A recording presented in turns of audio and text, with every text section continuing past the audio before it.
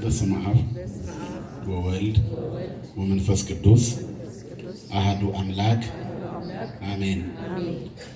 ሰላም ገብርኤል መልአክ በላይ ለማርያም ዛይረፈ ከመ እዜን ህዳጠው አኮ ትሩፈ እግዚአብሔር አበኒ ሲሳይ ልቡና መጽሐፈ ወአፉ የሙሴ ለመኮነ ጸያፈ ጰራቅሊጦስ አሮን ይኩነኒ አፈ። ቅዱሱን የምስራች ታላቁን ብስራት ሐዲሱን ወንጌል አምልቼ ወደ እመቤታችን የመጣውን ለትውልዱ የተላከውን ስጦታ አምልቼና ስቼ ሳይሆን በጎልዳፋ አንደበቴ እንድመሰክር መንፈስ ቅዱስ ለኔ አንደበት ለሁላችንም ደግሞ ሰሚ ጆሮና አስተዋይ ልቦና ይሁን። እነሆ እኔ በቶሎ እመጣለሁ። ራዕየ ዮሐንስ ምዕራፍ 22 ቁጥር 21። ራእዩን ያየው ዮሐንስ አቡቀለምሲስ ታኦሎጎስ ወይንም ታኦጎሎስ ነባቤ መለኮት ፍቁረ እግዚእ ዘመኑን በሙሉ ከክርስቶስ ስቅለት በኋላ ጥርሱ ያልታየ በሐዘን የተቆራመደ መከራ መስቀሉን በልቡ ያዘነ የያዘ በክርስቶስ የተወደደ ዘረፈቀ ውስተ ሕጽኑ ከጉያው ስር የማይለይ ይሁዳ በሁለቱ መመሳሰል ውስጥ ራሱ አይሁድ እንዳይደናገሩ ምልክት ያደረገበት ጴጥሮስ ስለ ፍጻሜው የጠየቀለት በመጨረሻ በደሴተ ፍጥሞ ሆኖ የተሰወረ የእግዚአብሔር አገልጋይ ከአራቱ ወንጌላውያን አንዱ የጌታችን ወዳጅ ነው። ፍቁረ እግዚእ ክርስቶስ ኢየሱስ ሁላችንንም ወዳጆቹ ያድርገን። የመጀመሪያውን ወንጌል ጽፏል። 3 መልእክታት ጽፏል። ከዚያ በኋላ 5ኛው ራእዩ ነው። በእነዚህ ሁሉ ውስጥ ጉዞዎች ውስጥ ቅዱስ ዮሐንስ ደስተኛ ሆነ ተብሎ የተጻፈበት አንድም ቦታ የለም። በክርስቶስ መከራ ጊዜ ከመስቀሉ ስር ያልተለየ የእምነት ምልክት ነው ወንጌላዊ ቅዱስ ዮሐንስ። ዮሐንሶች ቅዱሳን ዮሐንሶች ብዙዎቹ ሁሉም ማለት ይቻላል በብዙ መልኩ የእግዚአብሔር ተአምራት የተገለጠባቸውና ልዩ ልዩ ቃል ኪዳን የተሰጣቸው ናቸው። ወንጌላዊ ዮሐንስና መጥምቀ መለኮትን እንኳን ብናይ ከሐዋርያት በልዩነት የእመቤታችንን ትልቅ ፍቅርና ጸጋ በእኛ እንዲያድር ተቀብሎ የሰጠን ዮሐንስ ወንጌላዊ ነው አይደል? ያኛው ዮሐንስ ደግሞ መጥምቁ ለእመቤታችን ስደት እንደሚገባት በማዕፀን ሆኖ ሰግዶ ያስተማረን ሐዋርያ ነው። መጥምቀ መለኮት ዮሐንስ እምትውልደ አንስት አልቦ ዘየአብዮ ተብሎ የተነገረለት ከሴቶች ከተወለዱት መካከል የሚተካከለው የለም ተብሎ የተነገረለት ነው ዮሐንስ። ዮሐንስ ልዩ ሐዋርያ ነው እና ዮሐንሶች ልዩ ናቸው። እነ ዮሐንስ ከማ እነ ዮሐንስ አጽርን እነ ዮሐንስ ዘሰዋስው ስናያቸው ምናኔያቸው ገዳማዊ ሕይወታቸው ከደረቅ ጉድጓድ ውሃ ያፈለቁ ደረቅ እንጨት ተክለው ያለመለሙ ዮሐንሶች ናቸው። የቅዱሳን ዮሐንሶች በረከት በሁላችን ላይ ይደረብን እና ብዙዎቹ አረጋዊ መንፈሳዊ ራሱ የዮሐንስ ወንድም ነው፣ የመናኙ የገዳማዊ ዮሐንስ እና ወልደ ኮኖቬዎስ ይባላል። ብዙ ታላላቅ ገዳማዊ ታሪኮችን ያስቀመጡልን አባቶች ዮሐንሶች ናቸው። ሕይወታቸውም አስተማሪ የሆነው እነዚህ ዮሐንሶች የዚህኛው ዮሐንስ ተከታዮች ናቸው፣ ገዳማውያኑ መናኖቹ። ይህኛው ዮሐንስ ደግሞ የመጥምቀ መለኮት ዮሐንስ ደቀ መዝሙር ነበረ። ትልቁ ዮሐንሳቸው መጥምቀ መለኮት ዮሐንስ ነው። ከሴቶች ከተወለዱት መካከል የሚተካከል የለም የተባለለት በማኅፀን ሳለ የጸጋና የአምልኮ ስግደት ለይቶ ያሰማን የእመቤታችንን ድምፅ በማኅፀን ሆኖ የሰማ እኛ እዚህ ሆነን አሁን በየቀኑ ጉራን ሲበሩ ለምጻሞች ሲነጹ ለአልትራሳውንድና ለኤክስሬይ ያለ ህመም በስሟ ለፈለቀው ጸበል ሲፈወስ እያየን እንኳን ማመን ላቃተለኛ ትልቅ ትምህርት ሊሆነን የሚችል ዮሐንስ መጥምቁ ነው። በረከቱ ይደረብን እና ይሄ ዮሐንስ የዚህኛው ዮሐንስ መምህር ነበረ። ከዚያ በኋላ በዮርዳኖስ ዳርቻ እንደምታዩት እንድርያስና ዮሐንስ ወደ ጌታችን መጥተው የት ታድራለህ አይቴ ታድር ብለው የተከተሉት እነሱ ናቸው። ከዚያ ዮሐንስ ፍቁረ እግዚእ ነው። የመከተሉ ጉዳይ በዚህ ነገር እንጂ በቤተ ክርስቲያናችን አስተምሮ ደግሞ ከልጅነት ጀምሮ ከጌታችን ጋራ ልዩ ፍቅር የነበረው ሐዋርያ እንደነበረ የቤተ ክርስቲያናችን መምህራን ይመሰክራሉ። ታላላቆቹ ሊቃውንት ይጠቅሱታል። ታዲያ ዮሐንስ በመጥምቁ መለኮት ቅዱስ ዮሐንስ ደቀ መዝሙርነት ሲጠብቅ ቆይቶ የጌታ ሐዋርያ ከሆነ በኋላ እስከ መጨረሻው ድረስ ከክርስቶስ አጠገብ ያልተለየ ነበረ። በመጨረሻም ጌታችን ሲሰቀል እስከ መስቀል ተጠግቶ እመቤታችንን ይዞ ወደ ቤት የወሰደ ነው። ወንጌሉም ልዩ የሆነው ለዚህ ነው። ነባቤ መለኮት ይባላል። አካል ከህልውና ተገልጾለት ከአራቱ ወንጌላውያን በንስር የሚመሰለውም እሱ ነው። ዮሐንስ የዳዊት ልጅ የአብርሃም ልጅ የኢየሱስ ክርስቶስ ታሪክ ብሎ ጀምሯልና ዘብእሲ ይባላል። ሉቃስ ዘላይም ይባላል። አድግና ላይም በስትንፋሳቸው ያሟሟቁለትን የጌታን የበረቱን ነገር በደንብ አድርጎ የልደቱን ነገር ተርኳልና። ማርቆስ ዘአንበሳ ነው። አምልኮተ ላይምን ያጠፋ ዘአንበሳ ማርቆስ የግብፅ መምህር ነው። ዮሐንስ ግን አካል ከህልውና ተገልጾለት ቀዳሚው ቃል ብሎ እንደ ንስር የማይነካውን የማይደፈረውን ነክቶ ዳሶ ክርስቶስ እግዚአብሔር መሆኑን የነገረን ሐዋርያ ነው። ስሙ የተመሰገነ ይሁን። ዛሬ የዓለማችን ሁሉ ጥያቄ ተጽፎ መመለስ መቀበል እንኳን ያቃታቸው ባይጻፍላቸው ዓለሙ ምን ያህል ክዶ በጎርፍ በተወሰደ ነበር። ቀዳሚው ቃል ብሎ የጻፈው እርሱ ነው። ይህንን ወንጌል ሲጽፍ በደሴተ ፍጥሞ ተቀምጦ በመጀመሪያ ቃል ነበረ ብሎ ጀመረ። ቃልም በእግዚአብሔር ዘንድ ነበረ፣ ቃልም እግዚአብሔር ነበረ አለ። ቃል ሥጋ ሆነ፣ ጸጋና እውነትን ተሞልቶ በእኛ አደረ እያለ ሲተርክ የእግዚአብሔር መልአክ በዚያች በደሴተ ፍጥሞ በውሃው አጠገብ በደሴት ተግዞ የነበረው ዮሐንስ ጋር የእግዚአብሔር መልአክ ይገለጥለታል እና በእንቁላል ቅርፊት ውሃዋን እየጨረፈ ሲቀዳ ያየዋል። ጌታዬ ሆይ ምን እያደረክ ነው ብሎታል። ይህንን ውሃ ከዚህ ወደ ደሴቱ አገልብጬ ደሴቱን ውሃ ሙሉ ያኛውን ደረቅ አደርገዋለሁ። በእንቁላል ቅርፊት ስንት ዓመት ሊፈጅብህ ነው ብሎታል። ስንት ዓመት የሚፈጅብኝ? ይህንን ጨርሰዋለሁ። የማይጨርሰውን ጀመርክ። የሰው ልጆች ለሕይወት የሚበቃቸውን ለአእምሮ የሚለካላቸውን ዕውቀት ሰክተህ ትጽፋለህ እንጂ የማይጀመረውን አንተስ ጀምረው የለ ብሎታል። ከእግዚአብሔር የተላከ አንድ ዮሐንስ የሚባል ብሎ ወደ መጥምቀ መለኮት ርዕስ ቀይሮ ሲገባ ወንጌሉን ታነቡታላችሁ። በዚህ አይነት ሁኔታ የመጀመሪያዋ 5 እና 6 ቁጥር የዮሐንስ መልእክት እጅግ አስተማሪ ነበረች።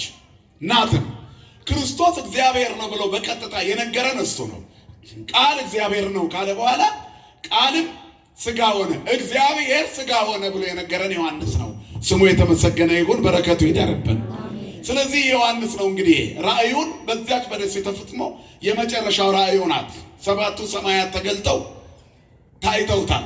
ቅዱሳን መላእክት እየመጡ እየሰገደ እነሱ በትሕትና እየከለከሉት እሱ በትሕትና እየሰገደ መላእክቱ ተው እስከሚሉት ድረስ እጅ እየነሳ ታላላቅ ምስጢራትና ጥበቦች ተገልጠውለታል። የክርስቶስ የመጨረሻው የምጽአት ምልክት የተመረጡትና ስለ ክርስቶስ ስለ ስሙ የተጋደሉ ዋጋ የከፈሉና በዚህ ምድር ላይ ክርስትናውን በሕይወት የኖሩ የሚሰጣቸውን ሽልማት ነጩን ልብስ አክሊሉን አሳይቶናል። የሰማይን ስርዓት እንዴት እንደሚያምር በስራው 40ቱ ካህናተ ሰማይ ድንቅ ጥበብ ማዕጠንት ጽና ይዘው መንበረ ልዑል እንደሚያጥኑ የፈጣሪን ቃል እንደሚሰሙ ድንቅ አድርጎ የነገረልን ዮሐንስ ነው። ሰማያት ተከፍተው አይቷል። እኛ የምንሄድበት አገራችንን አሳይቶናል። ያቺ ሰማያዊቷ ኢየሩሳሌም የምድራዊቷ ኢየሩሳሌም የቅድስት ቤተ ክርስቲያን ምሳሌ መሆኗና በመዓልትና ሌሊት በሮቿ የማይዘጉ መሆኑን የስሙ የአባቱ ስም የልጁ ስም በግንባራቸው ላይ ተጻፈ የእግዚአብሔር ልጆች በሚደንቅ ጥበብ መንግስቱን እንደሚወርሱ የሥላሴ ማይተብ ያለባቸው ወድቀው እንደማይወድቁ ተስፋ የሰጠን ዮሐንስ ነው። ክብርና ምስጋና ለስሙ ይሁን። እንግዲህ ዮሐንስ ነው ራእዩን ሲደመድም በመጨረሻ የሰው ልጆች የውጣ ውረድ የበዛበት የምድር ታሪካቸው የሚያበቃው በክርስቶስ ምጽአት እንደሆነ ይነግረናል። እነሆ እኔ በቶሎ እመጣለሁ ይላል ብሎ ይነግረናል። ማን ነው የሚመጣው? ነገሩን ጮክ ብላችሁ ማን ነው የሚመጣው?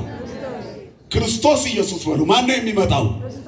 ክርስቶስ ኢየሱስ ከሦስቱ አካል አንዱ አካል ሥጋ የለበሰው ወልድ የድንግል ልጅ በሥጋ የእግዚአብሔር የአብ ልጅ የባሕርይ ልጁ ቅድመ ዓለም ከአብ ያለ እናት የተወለደ በመወለዱ በአባቱ የማይቀደም ያልነበረበት ጊዜ የሌለ የማይኖርበት ጊዜ የማይኖር ለቀዳማዊነቱ ጥንት ለዳህራዊነቱ ፍጻሜ የሌለው አምላክ ነገር ግን ከሦስቱ አካል አንዱ አካል ለወደቀው ሰው ከውድቀት ያነሳው ዘንድ ስለ ሰው በሥጋ ወደ ምድር ላይ የመጣ መከራ የተቀበለ የታሰረ ምራቅ የተተፋበት የተገረፈ እርጥብ መስቀል ተሸክሞ የተጎተተ 14 ጊዜ ኮረብታውን ወደፊትና ወደ ኋላ እየወደቀ የተንገላታ በመስቀሉ ላይ 6666 ግርፋት ተገርፎ 9999 መከራዎችን ተቀብሎ ሥጋና ደም የማይችሉትን መከራ ተቀብሎ ጽዋውን ጠጥቶ የኔና የናንተን የመከራ ጽዋ ያሳለፈልን፣ የስቃይ ፋይላችንን የዘጋልን፣ በመገረፉ ቁስል የፈወሰን፣ ከእስራታችን የፈታን፣ ካጎነበስንበት ቀና ያደረገን፣ የመከራ ታሪካችንን የቀየረልን፣ እኛ ልንገረፍ የሚገባውን ግርፍ የተገረፈ፣ ስለኛ ብሎ የቆሰለ፣ መቁሰሉንም ስለቆሰለልን ያልተጸጸተ፣ በወዳጆቼ ቤት ለወዳጆቼ ቆሰልኩ ያለ ዘካርያስ 13 ላይ የእጆቹ ምልክት የችንካሩ ምልክት በእጆቹ የተወጋ ጎኑ በጎኑ የተቸነከረ እግሮቹ ቁስሉ በእግሮቹ ላይ አክሊለ ሦኩ በአናቱ ላይ እንዳለ ቆሳስሎ ይታያቸዋል። እናም ይጠይቁታል፣ እንዲህ የቆሰልከው ምንድነው የሁሉ ቁስል ሲሉት፣ በወዳጆቼ ቤት የቆሰልኩት ቁስል ነው። በኃጢአታችን ምክንያት ለመስቀል ሞት የተገባ አድርገ ነው እኛው ገርፈ ነው እኛው መድኃኒቱን ሰራ ነው። የሰው ልጅ የራሱን መድኃኒት በቀራንዮ ላይ ሰራ። እግዚአብሔርም የሰው ልጅ ሆነና በቀራንዮ ላይ በሰው ልጅ ጅራት ለሰው ልጆች ብሎ መድኃኒት ሆኖ ተሰራ። እሱ ነው ክርስቶስ የሚመጣው። እርሱ ነው ገመናችንን የሸፈነው። ሕይወታችን የሆነው እርሱ ነው። ዘላለማዊ ታሪካችን የተጻፈው እርሱ ነው። የሕይወታችን መዝገበ ቃላት የታተመበት እርሱ ነው። በደም የተጻፈ ያጌጠና የተጻፈ ታሪክ እንዲኖረን በመጎረፉ ቁስል ያዳነን ነፃ ያወጣን እርሱ ነው። ከሞት ወደ ሕይወት ያሻገረን እርሱ ነው። ኋላም የሚያሻገረን እርሱ ነው። የአባቴ ብሩካን ኑ የዘላለምን መንግሥት ውረሱ የሚለን እርሱ ነው። ክብርና ምስጋና ለስሙ ይሁን። ስለዚህ እርሱ ይላል ለእያንዳንዱ እንደ ሥራው እከፍለው ዘንድ ዋጋዬ ከኔ ጋር አለ፣ እነሆ እኔ በቶሎ ንገሩኝ እንጂ እመጣለሁ ይላል። እግዚአብሔር ይምጣብን ሳይሆን ይምጣልን። ለተዘጋጀው ትውልድ እግዚአብሔር ይምጣልን። እናም እመጣለሁ ይላል። ይህንን የሚመሰክር ሰባቱን ሰማያት ገልጦ ያሳየው አዎ እርሱ እመጣለሁ ይላል። በቀራንዮ የተሰቀለው፣ በአይሁድ ጅራፍ የተገረፈው፣ የተጎተተው፣ የደም ላብ ያላበው፣ አክሊለ ሦክ የደፋው፣ ላማ ሰበቅታኒ ኤሎሄ ኤሎሄ ብሎ የጮኸው፣ ተጠማው ጸማይኩ ያለው፣ የገነትን በር የከፈተው፣ አዳምን ከነ ልጆቹ ወደ ገነት ያስገባው፣ ትውልዱ የሚኖርበትን የአዲስ ኪዳን ቤተክርስቲያን በደሙ የመሰረተው በመጨረሻ ዘመን እመጣለሁ ይላል። ከአድካሚው ዓለም ሊገላግለን፣ ስብራታችንን ሊጠግንልን፣ መንከራተት ከበዛበት ከዚህ ምድር ሊያሳርፈን፣ ይሄ ምድር ለጊዜው የምንታይበት እንጂ የሚያኖረን ዓለም አይደለምና ሊያኖረን ይመጣል። እግዚአብሔር ከጸጋው ሊያለብሰን ይመጣል። ለእኛ የተራቆተልን አምላክ፣ ቀራንዮ ላይ እርቃኑን የዋለ አምላክ ይመጣል። ከጸጋው ሊያጎናጽፈን፣ በበረከት ከፍ ሊያደርገን፣ ከተመረጡ ቅዱሳን ሀገር በሰማያት ባለው ሀገራችን ሊያስገባን። እኛ ክርስቲያኖች አገራችን በምድር አይደለም። ቅዱስ ጳውሎስ እንዳለው በምድር ላይ ያሉ ሰዎች እነሱ የመስቀሉ ጠላቶች ምድራዊ ናቸው ይላል። ዘከመሙንቱ ጸላይቱ ለመስቀለ ክርስቶስ እለ ዳሪቶሙ ለሕርትምና፣ መጨረሻቸው ጥፋት ነው። የዚህ ዓለም ሰዎች አላውያን በክርስቶስ ስም የሚሳለቁ በስሙ የሚነግዱ ኃጢአት ላይ የሚኖሩ በክፋትና በተንኮል በሐሜትና በንግምት በዘረኝነትና በጎጥ በመተትና በጥንቆላ በምቀኝነት ያሉ እነርሱ ምንድን ነው የሚለው? እለ ዳሪቶሙ ለሕርትምና፣ መጨረሻቸው ጥፋት ነው። እለ ከርሶሙ ያመልኩ፣ ሆዳቸው አምላካቸው ነው። ወክብሮሙ አሳሮሙ፣ ክብራቸው በነውራቸው። በዚህ ዘመን የምናየው ነገር ዓለማችን ሰዎችን ትልልቅ አድርጎ የሚያይበት መንገድ ክፉ ሰዎች ናቸው። በዓለም ላይ ትልቁን ወንበር ላይ ተቀምጠው የምታያቸው ሰዎች ኒውክሌር አምራቾች ናቸው። በዓለም ላይ ፊት ወንበር ላይ የሚቀመጡት መርዝ አምራቾች ናቸው። በዓለም ላይ ፊት ወንበር የምታያቸው ሰዎች የሳጥናኤል ተከታዮች ናቸው። ኢሉሚናቲዎች፣ ክፋትን የተከተሉ የዚህን ዓለም ከንቱነትና ሐሰተኝነት የለበሱ በምድር ላይ ለማሸብረቅ የተዘጋጁ ናቸው። የከበሬታ ስፍራ የተቀመጡት የክርስቶስ የሆኑት የሚጎተቱት የሚገፉት፣ በሃይማኖት ደረጃ ግፊት የበዛባት፣ መናቅ የበዛባት፣ መገፋት የበዛባት ሃይማኖት ተዋህዶ ናት። ለትክክለኛነታችን ማረጋገጫ መጽሐፍ ቅዱስ ላይ አንድ ጥቅስ በቂ ነው። በስሜ የተጠላችሁ ትሆናላችሁ። ማናት አሁን ኢትዮጵያ ውስጥ የተጠላችሁ ሃይማኖት? ብዙ ክርስቶሳውያን ሃይማኖቶች አሉ፣ አሕዛብም አሉ፣ ቆላፍ ሕዝብ አለ፣ ክርስቶስን የማያመልኩ የማያምኑት አሉ። ሁሉም የሚጽፉት ጽሑፍ፣ የሚናገሩት ንግግር፣ የሚያደርጉት ዘመቻ ኦርቶዶክስን ለማበሳጨት ነው። ሁሉ ድንጋይ የሚወረወረው ኦርቶዶክስ ተዋህዶ ላይ ነው። በስሙ የተጠላ ነው እኛ ነን። ትክክለኛ ሃይማኖቶች እኛ ነን። ክብርና ምስጋና ለአምላካችን ይሁን። ይሄ ነው ክብራችን የኛ እግዚአብሔር የሰጠን ጸጋ። የመገፋት ምልክት በሃይማኖት ሙሉ የመሆን ምልክቱ በምድር ላይ መገፋት ነው። የክርስቶስ ከሆናችሁ ብለዋል አንድ የኮፕቲክ ቤተክርስቲያን አባት ለመጀመሪያ ጊዜ በአሜሪካ ምድር ሲያስተምሩ ነው ይባላል። የክርስቶስ መሆን ከፈለጋችሁ አሉ ነጮችም ጥቁሮችም ባሉበት ኒገር ሁኑ አሉ ይባላል። ያን ጊዜ ኒገር ወይንም ጥቁሮች የተናቁ የተጠቹ የተተፋባቸው ነበሩ። የክርስቶስ መሆን ማለት እንደ ጥቁር መሆን ማለት ነው። መገፋት፣ ምራቅ የተተፋባቸው የተናቁ የተዋረዱ ናቸው። እኛ የክርስቶስ ነን። ስለዚህ የምትገፋ የተናቀች ነገር ግን የማትሸነፍ ተዋህዶ ውስጥ ነው ያለነው።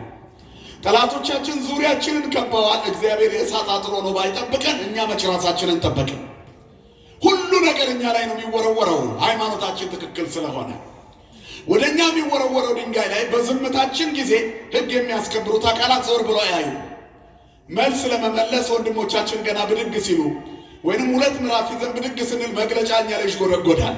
ኦርቶዶክስ እየተሰደብሽ ኑሪ መልስ አትስጪ የተባለች ነው የሚመስለው። በምንኖርበት ዘመን ርስቷ ይነጠቃል፣ አደባባይ ይቀማል፣ መጻሕፍቷ ይቆነጻጸላሉ። ገድልና መጻሕፍቶቿ እየተገለጡ በየአደባባይ ይሳለቁባቸዋል። በዚህ ሁሉ መካከል እውር ታበራለች፣ ለምጻም ታነጻለች፣ መንገድ ታሳያለች። የሰማይ ቀስተ ደመና ጉልላቷ ላይ አለ። ማን ይመስገን? ክብርና ምስጋና ለስሙ ይሁን። አባቶቻችን አምላክ እግዚአብሔር ከኛ ጋር ባይሆን ኖረው አለ መዝሙረኛው ዳዊት፣ ጠላቶቻችን ሕያዋን ሳለን በዋቱን ነበር። አያችሁ፣ ጠላት በጣም እኛ ላይ አለ። ማንም ሌላ ጠላት ያለበት ሃይማኖት የለም እኮ። ኮሽ ሳይል በዓላትን የምናከብረው እኛ ነን አይደል? ማንንም ሳንናገር አክብረን የምንገባው እኛ ነን። እየተሰደብን አደባባዮቻችን ተነጥቀው በየጎዳናው እየሰደቡን ሲያልፉ በወታደር የሚታጀቡት ሌሎች ናቸው። እኛ የእንጀራ ልጅ ነን። ኢትዮጵያ ውስጥ በአሁኑ ሰዓት ኦርቶዶክስ የእንጀራ ልጅ ነች። ይህ ግልጽ እኮ ነው፣ የሚታይ ነገር ነው። ተገፍታ የምትኖር ሃይማኖት፣ ርስቷ የሚነጠቅ ሃይማኖት፣ ካህናቶቿ በአደባባይ በጥፊ የሚመቱባት፣ በድንጋይ እየተቀጠቀጡ የሚገደሉባት፣ ሁለት መስመር መግለጫ የማይወጣ ለምን እንዲሆንኩ ስትል ደግሞ በእሷ ላይ መግለጫ የሚጎደጎዱባት፣ ማስጠንቀቂያ የሚበዛባት፣ አገልጋዮቿ እየታፈኑ እየተያዙ መከራ የሚቀበሉባት ናት። አደባባይ ላይ የሚታይ ግልጽ ነው። በዚህ ሁሉ መካከል ግን ክርስቶስ ይመጣል። ምርቱን ከገለባ ሊለይ እነሆ በቶሎ እመጣለሁ ይላል። በዚች መንገላታት በበዛባት ሃይማኖት ውስጥ ሀገራችን ሰማይ ነው ብለው የጸኑት ያሸንፋሉ። ክብርና ምስጋና ለአምላካችን ለእግዚአብሔር። ስለዚህ በዚህ ሁሉ ውስጥ እግዚአብሔር ይመጣል። ተስፋችን እሱ ነው። ከምድር ምንም ተስፋ እንዳትጠብቁ። ይመጣል። ፍርድ አደላዳይ ይመጣል። ግንባር አይቶ የማይፈራ የማያደላ ይመጣል። ፍትህ በትክክል የሚያሰፍን እርሱ ይመጣል እና ይመጣል ነው የዚህ ሳምንት ትክክለኛው አስተምህሮ ወይንም የቤተ ክርስቲያናችን መልእክት ነገረ ምጽአቱን የምናስብበት ነው። እኩለ ጾም ደብረ ዘይት ይባላል። የደብረ ዘይትን በዓል በዓመት ውስጥ 3 ወይ 4 ጊዜ አካባቢ እናከብረዋለን። ይገርማቸዋል።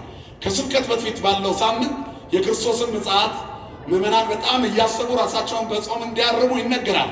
በዚህ የደብረ ዘይት በዓል ላይ ይነገራል እኩለ ጾም። በመጨረሻ የጳጉሜ መጨረሻው የቅዱስ ያሬድ ሰንበት ነገረ ምጽአቱን የሚያስብ ነው። እግዚአብሔር ይመጣል የሚል መዝሙረኛው ዳዊትም ከክብሩ ውበት ከጽዮን እግዚአብሔር ግልጽ ሆኖ ይመጣል አይደል የሚለው። የአማልክት አምላክ አምላክ አማልክት እግዚአብሔር ነበበ ወፀዋ ዓለምን እምስራቀ ፀሐይ እስከ ዓረብ ወንጽዮን ስነ ስብሐቲሁ እግዚአብሔር ሰጋደ ይመስል ወአምላክነ ያረምን እሳት ይነድድ ቅድሜሁ። እግዚአብሔር ግልጽ ሆኖ ይመጣል። አውዶሂ አውሎ ብዙ በዙሪያውም ብዙ አውሎ አለ። ከክብሩ ውበት ከጽዮን የአማልክት አምላክ እግዚአብሔር ተናገረ፣ ድምፁንም አሰማ። ከምስራቅ መውጫ ከፀሐይ መውጫ እስከ ፀሐይ መግቢያ ድረስ ምስራቅ ፀሐይ እስከ ዓረብ ወእምጽዮን ስነ ስብሐቲሁ ከክብሩ ውበት ከጽዮን እግዚአብሔር ግልጽ ሆኖ ይመጣል። አምላካችን ይመጣል። ዝም አይልም፣ ዝም አይልም። ወገኖቹ ሲገፉ ዝም አይልም። ቤተ ክርስቲያን መከራ ስትቀበል ዝም ያለ ይመስላል። ዝም አይልም። እግዚአብሔር ይናገራል። ስለዚህ ይመጣል፣ ግልጽ ሆኖ ይመጣል። እሳት በፊቱ ይነዳል፣ በዙሪያው ብዙ አውሎ አለ። በስሙ አስተጋቡ ሎቱ ጻድቃኑ ነው የሚለው። ዝቅ ብሎ ጻድቃኑን ሰብስቡለት፣ መስዋዕቱን ስለ ስሙ በሕግ ያቀረቡለት፣ የከንፈራቸውን ፍሬ ያለ መሳሳት የሰዉለት፣ በሰንበት ወደ መቅደሱ የገሰገሱት፣ ሥጋው ደግሞ የተቀበሉት፣ ንስሐ እየገቡ የሚኖሩት፣ ራሳቸውን አርመው የሚመላለሱ፣ በመከራ ጊዜ የሚታገሱት እነርሱ አምላካችን እግዚአብሔር ሲመጣ ይቀበሉታል። እሱ እነሱን ይሰበስብ ዘንድ እግዚአብሔር ይመጣል። ጻድቃኑን ሰብስቡለት ይላል። በቀኝ ያውለን መድኃኔዓለም በመጨረሻው ዘመን። ስለዚህ ምጽአቱ የማይቀር ቁርጥ ስለሆነ ቤተክርስቲያን ደጋግማ ትናገራለች። እንግዲህ በዚህኛው ወቅት በጾሙ ጊዜ የላላ ጉልበታችን፣ ዳተኝነት የበዛው መንፈሳችን፣ በቸልተኝነት የተመላለሱ እግሮቻችን በቅልጥፍና እንዲራመዱ እግዚአብሔር ይመጣል፣ እሳት በፊቱ ይነዳል። እግዚአብሔር ይመጣል፣ ጻድቃንን በቀኝ ኃጥአንን በግራ ያቆማል። እግዚአብሔር ይመጣል፣ እንክርዳዱን ከስንዴ ይለያል፣ እንክርዳዱን ወደ እሳት ይጥለዋል፣ ይነዳል፣ ይቃጠላል። እንክርዳድ ሃይማኖት የሌለው ማይተቡን ያላላ ከአሕዛብ ጋር የበላ በሃይማኖት ያልተመሳሰለ ከቤተ ክርስቲያኒቱ ጋር በቅድስና ያልተመላለሰ በእምነት ያልተመላለሰ በሃይማኖት ያልተመላለሰ በአድርባይነትና በጊዜያዊ ምቾትና ተድላ ማይተቡን ያላላ እርሱ እንክርዳድ ነው። እግዚአብሔርን ደስ ያላሰኘ በሐሜትና በእርግማን በዘረኝነትና በጎጥ የኖረ ደም ያፈሰሰ ንጹሕ ደም ያፈሰሰ እግዚአብሔር የሚጸየፋቸውን ኃጢአቶች የሰራ እሱ እንክርዳድ ነው። እንክርዳዱን በግራ ወደ እሳት ሊወረውር እግዚአብሔር ይመጣል፣ ሊያበጥር ይመጣል። መንሹ በእጁ ነው አለ ዮሐንስ መጥምቁ። መንሹ አያዳላ። መንሹ እኛም እናቶቻችን የሚያበጥሩት ስንዴ አንዳንድ ጊዜ ወደ እንክርዳድ ስንዴ በስህተት ሊያርፍ ይችላል። እንክርዳድም ወደ ስንዴ ውስጥ ተበጥሮ ተለቅሞ እንኳን ሊገኝ ይችላል። እግዚአብሔር ሲያበጥር ግን አንዲት ቅንጣት ስንዴ ወደ እንክርዳድ አትወድቅም። አንዲት ቅንጣት እንክርዳድ በስህተት ከስንዴ ጋር አትቀላቀልም። ተቀላቅሎ በመኖር ጽድቅ የለም። ስለዚህ እግዚአብሔር ይመጣል፣ መንሹ በእጁ ነው፣ ያጣራል፣ በትክክል ያጣራል። ፊት አይቶ አያደላም፣ ግንባር አይቶ አያደላም፣ በኑሮ ሚዛን አይሰራም። በምንኖርበት በዚህ ዓለም ላይ ባለ አቅም ከፍታና ዝቅታ አይለካም። እግዚአብሔር ይመጣል።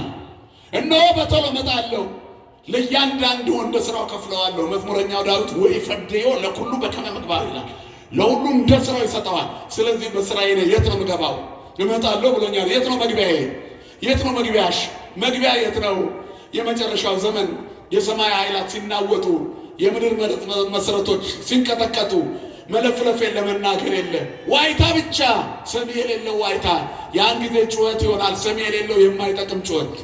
ያን ጊዜ ለቅሶ ይሆናል፣ የማይጠቅም ለቅሶ። ለማይጠቅም ለቅሶ ራሳችንን ከማዘጋጀት መድኃኔዓለም ይጠብቀን። አሁን የሚጠቅም ለቅሶ የምናለቅስበት ቦታ ላይ ነው ያለነው። ጌታ ሆይ ድረስልን። ጌታ ሆይ ከኃጢአት ጨለማ አውጣን። ጌታ ሆይ ኃጢአት ያሰረውን እግሮችን ፍታው። ጌታዬ ሆይ ከዘረኝነት ማጥ ውስጥ አውጣኝ፣ ከጭፍን ብሔርተኝነት ጨለማ ውስጥ አውጣኝ። ጌታ ሆይ ከጭፍን ጥላቻ ሕይወት ውስጥ አውጣኝ። ጌታ ሆይ ከቀማኛነት ሕይወት፣ ከውሸታምነት ሕይወት ውስጥ አውጣኝ። በስምህ ተጠርቼ ስምህን የሚገልጽ አንድ ቅንጣት ስራ የለኝም። እኔ በደለኛና ኃጢአተኛ ነኝ። ጌታዬ ሆይ አውጣኝ በሉት። እኔ አንተ ቤት ትገባ ዘንድ የሚገባኝ አይደለም ያለውን መቶ አለቃ አስቡት። ምክንያቱም የእግዚአብሔርን ስም ጠርቶ አያውቅምና የክርስቶስን ስም። ነገር ግን ብላቴናው ታሞበታል። የሚወደው ብላቴናው እንዳይሞት ጌታ ዘንድ ቀርቦ እየሰገደ አድንልኝ አለው። መጥቼ ፈውሰዋለሁ ሲለው ምንድን ነው ያለው? ማቴዎስ ወንጌል ምዕራፍ 8 እኔ መጥቼ ፈውስልሃለሁ አለው። መድኃኔዓለም ቤታችን ይግባ። ይገባል እግዚአብሔር። የክርስቲያኖችን ደጅ ያንኳኳል። አንሰ ቆምኩ አበቦት ወእጎደጉድ፣ እኔ በደጅ ቆሜ ያንኳኳለሁ። ማንም ድምፄን ቢሰማ ደጁን ቢከፍትልኝ ገብቻ አብሬው እራት እበላለሁ። እራታችን ቆሎ ሊሆን ይችላል፣ ጥራጥሬ ብቻ ሊሆን ይችላል፣ ደረቅ ነገር ሊሆን ይችላል። ክርስቶስ ሲመጣ ይለመልማል። ክርስቶስ ሲመጣ እሱ የተገኘበት ይጣፍጣል። 5 እንጀራና 2 ዓሣ ከአንድ እረኛ ተበድሮ 5 ገበያ ሕዝብ አጥግቦ 12 መሶብ የመለሰ ጌታ ደረቅ ትሪሽን ትንሽ ያለውን ቀዝቃዛው አቅርበሽ ጌታዬ ሆይ ግባ ብለሽ ስሙን ጥሪው። የሰላም አምላክ ሲገባ ቤቱ በበረከት የሞላ ይሆናል። ለሌላው የምንተርፍ እንሆናለን። ማን ይግባ ቤታችን? ወገኖች መድኃኔዓለም ቤታችን ይግባለን። ስለዚህ ጌታ ሆይ ቤቴ ግባ፣ ግን አይገባኝም። ዘይደልወኒ ትባ ታሕተ ጠፈረ ቤቴ፣ ከቤቴ ጠፈር በታች ትገባ ዘንድ የሚገባኝ አይደለም አለ መቶ አለቃው። ነገር ግን ቃል ብቻ ተናገር ልብላቴና ይፈወሳል አለ። እንዲህ አይነት እምነት በእስራኤል እንኳን አላየውም። ይህ ሰው ሮማዊ ሲሆን ከአሕዛብ ወገን ሲሆን በሕይወት እንቅስቃሴ በኑሮ ጉዞ ውስጥ አምላኩ ማን እንደሆነ ሕሊናውን ተጠቅሞ አውቋልና መድኃኒቱን ስላወቀ ጸሎት ተሰምቷል። ይህ ወደ ቤት አለው።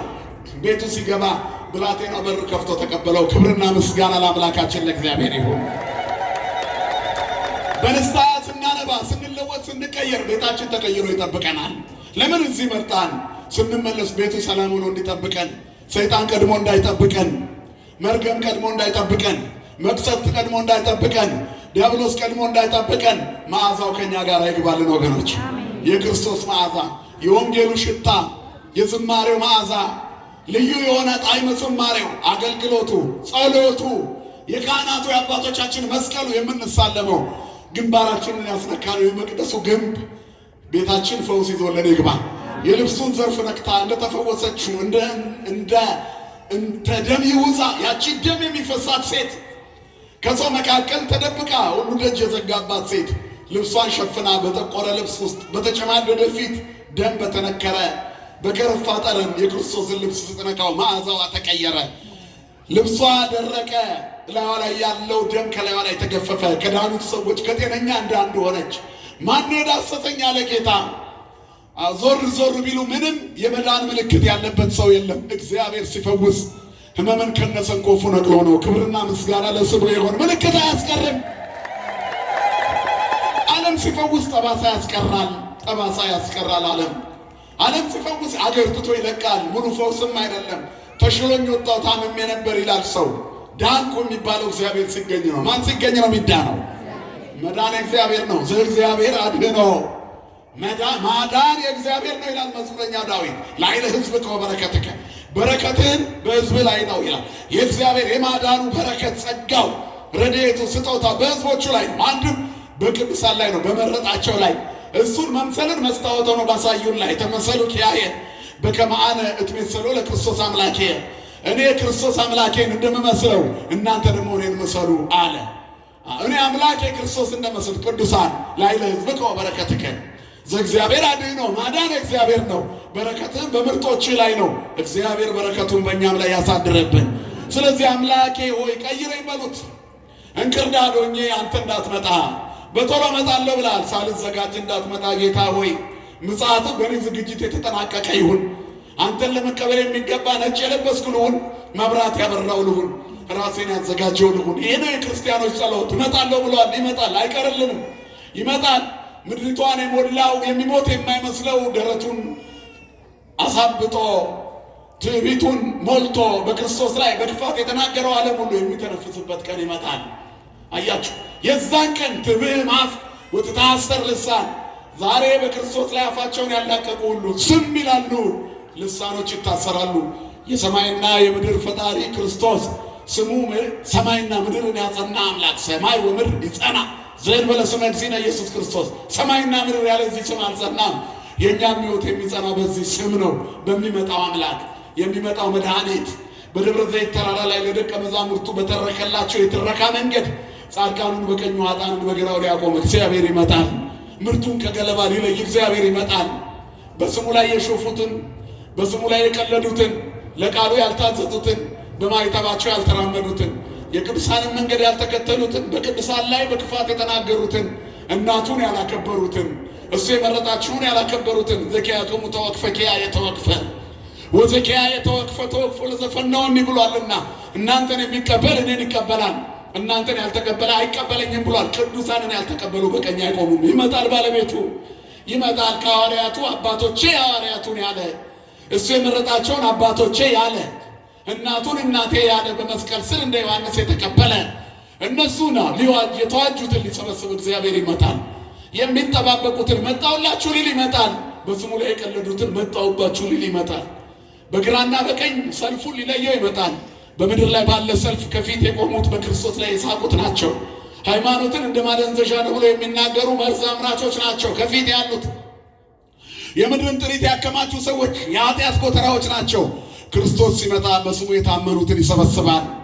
የተዋጁትን ሊሰበስብ ይመጣል። ክርስቶስ ሲመጣ ምርቱን ከገለባ ይለያል። ይመጣል። እግዚአብሔር ይምጣልን፣ ለሁላችንም አይምጣብን፣ ይምጣልን መድኃኔዓለም። ስለዚህ ጌታ ወይ ስትመጣ እኔ ታጥቤና በሉት። አንተ ሳትመጣ ታጥቤ ልጠብቅ ጌታ ወይና፣ ስትመጣ ግን እኔ ንጹሕ ልሁን፣ ንጹሕ ሆኜና ንስሐ ገብቼና ሥጋው ደግሞ ተቀብዬና ለማለት ሁላችንንም ያብቃን። ስለዚህ የክርስቶስ ምጽአቱ ሳምንት ይሄ ነው። እመጣለሁ ብሏል። የቤተ ክርስቲያናችን ወንጌልም የማቴዎስ ወንጌል ምዕራፍ 24 ላይ ያለው ቃል ነው የሚነበበው። በመቅደስ ዕውሮችን አንካሶችን ሁሉ ዓይናቸውን አበራ፣ ለምጻሞችን አነጻ፣ አንካሶችን እንዲሄዱ አደረገ። ከዛ የመቅደሱ አሰራር ልዩ ነበርና ሐዋርያቱ የመቅደሱን ዲዛይን አሳዩት። ይገርማል። ገና መስቀሉን መቅደሱን ይህንን ድንጋይ ተመልከተው አሰራሩን ያው ሲሉት ይህንን አይታችሁ አትደነቁ፣ ድንጋይ በድንጋይ ላይ ሳይፈርስ ሳይሰበር አይቀርም አላቸው። ይሄ የተሰራው መቅደስ ጊዜያዊ ነው፣ የእናንተ መቅደስ ሰማያዊ ነው። በሰማይ መቅደስ በሚወደሰው ስሜ ከቅዱሳን ጋር ማይበርተኞች ሆናችሁ ከመላእክቱ ጋር የምታሸበሽቡበት ዘመን ስለሚመጣ የሚፈርሰውን ተዉት፣ የማትፈርሱ ድንጋዮች እናንተ ሁኑ። ክርስቲያኖች አለት ተብሎ ተጠርተዋል አይደል? አንተ አለት ነህ፣ በዚች አንተ ኮክ በዲበ ዛቲ ኮክ አንጻ ለቤተ ክርስቲያን ያለው ለጴጥሮስ ነው። ስለዚህ ክርስቲያኖች ጠንካሮች ናቸው፣ የቤተ ክርስቲያን መሰረት ሆነው የሚኖሩ ጴጥሮሳዊ መንፈሳዊ ልጅነት ያላቸው። ስለዚህ ይሄ አለት በአለት ላይ ይፈርሳል፣ የማትፈርሱ መቅደሶች እናንተ ናቸው ሲላቸው ነው ደነገጡ። ክርስቶስን በዚህ ዓለም ላይ ምንም አያስደንቀውም። ለዓለም የተገለጠ እንግዳ ለእሱ የተሰራለትን ቤት ያምራል ብለው ዲዛይኑን ሊያሳዩት ፈለጉ። እሱ ግን የእነሱን ቅርጽ ሊያስተካክል ነው የመጣው። ቅርጻችን ይስተካከል፣ የክርስቶስን ቅርጽ ያዝ። ጉጠት የበዛበት ሰውነታችን ይስተካከል። ክርስቲያን ማለት ተሰርቶ ተቀርክሞ የክርስቶስ ቅርጽ ያለው ማለት ነው። ክርስቲያን ማለት ክርስቶሳዊ ማለት ነው። ክርስቶስን የሚመስል ከሰው ለየት ያለ ክርስቲያን ማለት ነው። ሰው ሁሉ በእግዚአብሔር አምሳል የተፈጠረ ነው። የተፈጠረበትን ቅርጽ ይዞ እንዲኖር ግን መጻሕፍት ያሉት ክርስቲያን ነው። እሱም እኛ ነን። አያችሁ፣ ሂዱና የአቡነ ጴጥሮስን ሐውልት ፒያሳ ላይ ይዩት። ያንን ቅርጽ ይዞ ለማዋል ድንጋዩ ምን ያህል እንደተጠረበ ታውቃላችሁ፣ ትገምታላችሁ። ብዙ ተጠርቧል አይደል? ግራና ቀኝ ጉጠት ነበረው። ቅርጹ እንደዚህ አልነበረም፣ አለት ነበር። ሲቦረሽ፣ ሲጠረብ፣ ሲከረከም፣ ሲቀባ፣ ሲወለወል ቆይቶ ይህንን ቅርጽ ያዘ። ክርስቲያንም እንደዚህ ነው። በዚህ በኩል ዝሙቱ፣ በዚህ በኩል አድርባይነቱ፣ በዚህ በኩል ውሸቱ፣ በዚህ በኩል ስጋዊ ጉጉትና መሻቱ፣ በዚህ በኩል ዓለማዊ ምኞቱ፣ የመኖር ናፍቆት ጉጉቱ፣ ገንዘብ መሻቱ፣ እነዚህ ሁሉ ነገሮች ከእግዚአብሔር ዘንድ ያለንን መንፈሳዊ ቅርጽነት አሳጥተውት የሰውነት ቅርጻችን ጠፍቷል። የሆነ ነገር ያዘነብላል ልባችን። ከማይተብ ይልቅ ወደ ስጋ፣ ከመንፈሳዊነት ይልቅ ወደ ስጋ ዘመዶቻችን እንጎተታለን። ከእውነት ይልቅ ወደ ዘረኝነት እንሳባለን። በዚህ ምክንያት ዓለም ፍርድ አደላላይ የሆነውን ክርስቶስን አሳዝናለች። በተዛነፈ ጎዳና ላይ ፍትህ በተዛባበት ሁኔታ ላይ ትገኛለች። እኛ ግን ከዚህ ወገን ካልሆንን እግዚአብሔር ይመጣልናል። በዚህ ውስጥ ከሆንን ግን ይመጣብናል። መድኃኔዓለም አይምጣብን። እኔ ወነሆ በቶሎ እመጣለሁ፣ ለእያንዳንዱ እንደ ስራው ከፍለው ዘንድ ዋጋዬ ከኔ ጋር አለ። ለእያንዳንዱ እንደ ስራው ይከፍለዋል። ወይ ፈድዮ ለኩሉ በከመ ምግባሩ እንዳለ ዳዊት፣ ሁሉ እንደ ስራው እያንዳንዱ ይቀበላል። እግዚአብሔር ይመጣል። ያዳንን የተቤዠን አምላክ በድህነት ውስጥ የኖርነውን ሊሰበስበን ይመጣል። ከዛፍ በስሙ የቀለዱትን ሊበትናቸው ይመጣል። መድኃኔዓለም አይበትነን። ስለዚህ ይህን ሊነግራችሁ ድንጋይ በድንጋይ ላይ ሳይሰበር አይቀርም አላችሁ። ድንጋይ በድንጋይ ላይ ይሰበራል። ንገረን አሉት። ንገረን።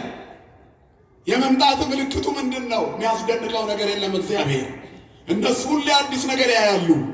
ትላንት በማቴዎስ ወንጌል ምዕራፍ 8 ላይ በመርከቧ የውስጠኛው ክፍል ተኝቶ እነሱ በጀልባው ከላይ ተቀምጠው ጥርሳቸውን የነቀሉበት የጥብርያዶስ ባህር፣ የገሊላ ባህር ወደ ላይ እየተነሳ በማዕበሉ ምክንያት መርከቧን ሲያፈርጣት ጉዳችን ፈለማን ይደርስልናል አሉ።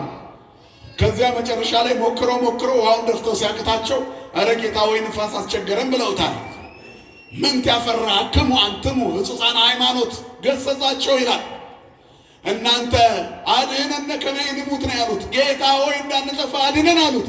ምንት ያስፈራችኋል? እናንተ ምን ያስፈራችኋል? ሕጹፃነ ሃይማኖት እምነት የጎደላችሁ እኔ ባለሁበት ለምን ትታወቃላችሁ? ትልቁ ጉዳይ ባለማይተው ሆኖ መታወቅ ነው። ትልቁ ሃይማኖተኛ ሆኖ መፍራት። ምን ያስፈራናል? ብንኖር ብንሞት የማንን እኛ ወገኖች? ያው የተዘጋጀ ክርስቲያን እንደዚህ ነው። ድልዋኒክሙ ንበሩ አይደል? 24:44 ላይ ማቴዎስ። በዚህ የምጽአት ታሪክ ውስጥ እናንተ ግን ተዘጋጅታችሁ ኑሩ። የሰው ልጅ እንደ ሌባ ሆኖ በማታስቡበት ሰዓት ይመጣል። የተዘጋጀ አይፈራም። ምን ታፈራክሙ አንትሙ ሕጹፃነ ሃይማኖት ወገሰጸው ገሰጻቸው ይላል። ተነሳና ባህሩን ነፋሱን ተመለሳለው። ዚያውጾሙ ለነፋሳት መዛግብት ይሁኑ የተባለለት ነፋሳትን ከየመዛግብቶቻችሁ የሚያወጣ ጌታ ተመለሱ አላቸው። እንደ ሰው ሰተት ብሎ ነፋሶቹ እንደ ሰው ይላል በየመዛግብቶቻቸው ገቡ። ታላቅ ጸጥታ ሆነ። በእውነት አንተ እግዚአብሔር ነህ ብለው ሰገዱለት። ክርስቲያኖች ታምራት ቢደረግም ባይደረግም እግዚአብሔር አምላክ ነው አይደለም? ነው። እኛ እግዚአብሔር አምላካችን ነው። ኖረንም ሞተንም እመኔ ሀዮነ ለእግዚአብሔር ነሐዩ ወእመኒ ሞትነ ለእግዚአብሔር ንመውት። ቅዱስ ጳውሎስ ያለው ይህንን ነው። ስለዚህ አለ እመኒ ያየው ነው እመኒ ሞትነ ለእግዚአብሔር ነነ። ስለዚህ ሞትንም ኖርንም እኛ የማንን አለ? ሁላችሁም ነገሩ የማንን አለ? የእግዚአብሔር። ይህን ስም ሳንቀይር እግዚአብሔር ይምጣልን ለሁላችን። ስለዚህ አለ ምን ያስፈራቸዋል ብሎ ማዕበሉን ገሰጸው፣ ተደነቁ። ሌላ ቀን ደግሞ በማቴዎስ ወንጌል ምዕራፍ 14 ላይ በባህሩ ላይ ከባድ መናወጥ ሆነ። እጅግ ፈርተው ደንግጠው ተጨንቀው ሳለ ከሌሊቱ በአራተኛው ክፍል ይላል 10 ሰዓት ላይ ከሌሊቱ በእኛ ካላንደር ወደ 10 ሰዓት ገደማ በባህሩ ላይ እየተራመደ መጣ። ተጨንቀን ጭንቅ ጥብብ ብሎን ሰማዩ ተከድኖብን መሬት ተከፍታ በዋጠችን ብለን ሰማይ ምድሩ ድፍን ጭልም ብሎብን ማንም ሰው አጠገባችን ስናጣ ከአጠገባችን የማይጠፋው ክርስቶስ መድኃኔዓለም ብቻ ነው። እውነተኛ ወዳጅ አባት ቤዛ የሆነ ደም ያፈሰሰላትን ስጋውን የቆረሰላት ነፍስ በምድር ላይ እንድትሰቃይ አይፈቅድም። ብቻችንን አይተወንም። እግዚአብሔር ሁል ጊዜ ከኛ ጋራ ነው። እኛ ካኗኗራችን ሁኔታ ለእግዚአብሔር ምናልባት አልተመቸነው ይሆናል። ኃጢአት አብዝተን ኃጢአታችንን እንጂ እኛን አይጠላም። ኃጢአተኛን እግዚአብሔር አይጠላውም። ለዘመጻቤ እይሰድደው እያውጻፋ ወደ እኔ መጣውን ከቶ ወደ ውጭ አላወጣው ተመለስ አልለው። ቆም ያለው ኃጢአተኛ ያለ ጌታ ወደ እርሱ መጥቶ ተመለስ ያለው ምስኪን በሽተኛ ያለ ንገሩኝ እስኪ። የለም እግዚአብሔር ማንንም ተመለስ ብሎ አያውቅም። ዓለም አጣርታ ነው የምትመልሰው ይበዛል። እግዚአብሔር ወደ እሱ ብዙ ሰው ያስገባል። ብዙ አይደለም የመጡትን ሁሉ ያስገባል። ሁሉ ከመጡ ሁሉን ያስገባል። ሁሉ እንዲለወጡ ሁሉ እንዲገቡ ይፈልጋል። በአባቱ ቤት ባለው ብዙ መኖሪያ እስመ ውስተ ቤተ አቡየ ኩሉ ማዕድሮ ምዕራፍ ቦቱ በአባቴ ቤት ብዙ ማደሪያ አለ አለ። ብዙ ማይደር ባለበት በዚያ ብዙ ማረፊያ ባለበት በዚያ ስፍራ ላይ ያዘጋጅልን የኛ ጌታ የታመነ ነው። ስለዚህ አለ እይደንግስክሙ ልብክሙ ልባቸው አይታወቅ እመኑ በእግዚአብሔር ወእመኑ በእኔ እመኑ በአባቴም እመኑ ብሏል። አጽናኝ አባት፣ መካሪ አባት፣ መጋቢ አባት፣ መድኃኒት አባት፣ ጠባቂ አባት፣ ሕይወት የሆነ አባት እግዚአብሔር መድኃኔዓለም ብቻ ነው። ክብርና ምስጋና ለስሙ ይሁን። እሱ ነው እመጣለሁ ያለው። ፍትህ ተዛብቶብን ተገፍተን ላለነው እግዚአብሔር ይመጣል እመጣለሁ ብሏል። ልብሳችን ተገፎ መብታችን ተነጥቆ መከራችን በዝቶ ምራቅ የሚተፋብን በዝቶ የክርስቶስ በመሆናችን ተንቀን ላለነው ለኛ አዎ እሱ ይመጣል እመጣለሁ ብሏል። እውነተኛው ፍትህ ሰጪ ፍርድ አደላዳይ መድኃኔዓለም ይመጣል። ምጽአቱ የተነገረው ይሄ ነው። ስለዚህ ይመጣል። በሥጋ ማርያም በቢታንያ ተራራ ላይ ሲያርግ ያዩት እነሱ ደቀ መዛሙርቱ በዚያው ሳለ እንዲህ ሲወጣ እንዳያችሁት እንዲሁ ይመጣል ተብሎ ተነግሯቸዋል። ስለዚህ እግዚአብሔር ይመጣል፣ ለፍርድ ይመጣል። የት ነው መቆሚያሽ? የት ነው መቆሚያ? የኔ መቆሚያ የት ነው? የት ነው መቆሚያችን? ስለ ራሳችን የምናስብበት፣ ሰውነታችን የምናስተካክልበት፣ ለነፍሳችን በረከት፣ ለዘላለማዊ ጸጋ ስማችን በቀለመ ወርቅ እንዲጻፍ በጎ ስራ የምንሰራበትን ኃይል እግዚአብሔር ለሁላችን የሚያድለን። ከዚያ ከሌሊቱ በአራተኛው ክፍል እንደገና እየተራመደ መጣ። ማንም አይደርስልንም ባሉት ሰዓት ጭንቀታቸውን እየረገጠ መጣ። ተደንቀዋል። አያችሁ። ስለዚህ ሁሉ የሚያስደንቅ ነገር ይሰራል።